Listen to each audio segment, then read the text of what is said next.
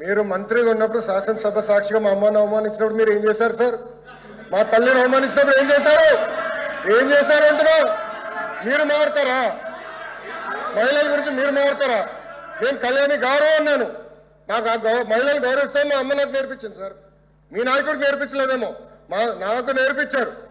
మహిళలు ఎట్లా గౌరవించాలో నాకు తెలుసు సార్. శాసనసభ సాక్షిగా మా తల్లిని అవమానించారు.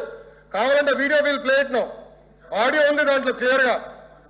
ఒక తల్లి ఆవేదన బాధ నాకు తెలుసు సార్. నేను చూసా. 3 నెలలు పట్టింది మా తల్లి రికవర్ అయ్యేదానికి. You please don't lecture me on respecting women. నేను కళ్యాణి గారు అన్నాను, కానీ రికార్డు లేని మేడం గారు అన్నా.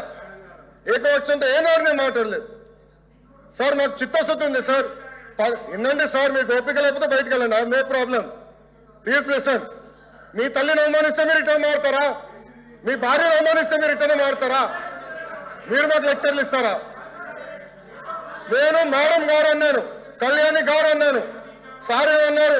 మేడం గారిని అన్నాను. నేను మేడం గారిని ఏనాడు అనలేదు. మహిళలంటే నాకు గౌరవం సార్. ఆయన ఫార్వర్డ్ రెస్పెక్ట్ ఉంది. అరే మీకేం తెలుసా? అట్లా మారుతా లూజ్గా ఏం మారుతున్నారో తెలుసా మీకు? ఒక తల్లిని అవమానిస్తే ఎంత బాధపడుతుందో మీకు తెలుసా? నేను చూశాను 3 నెలలు 100 రోజుల బాధ వేదనతో నేను చూశాను. మీరు చూసారా? ఒక మహిళ అవమానిస్తే, శాసనసభ సాక్షి అవమానిస్తే ఎంత కుమిలిపోయిందో నేను చూశాను.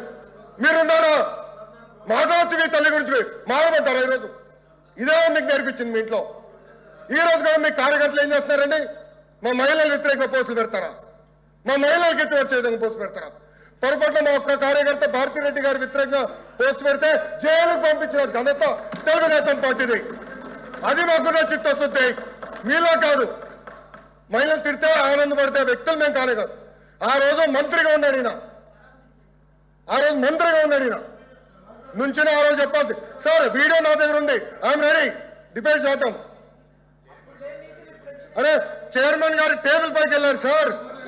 మీరు మారుతారు. ఇదే టేబుల్ మీద నుంచున్నాడు ఒక మంత్రి ఈయన ఆయన కూర్చుంటున్న టేబుల్ మీద నుంచున్నాడు.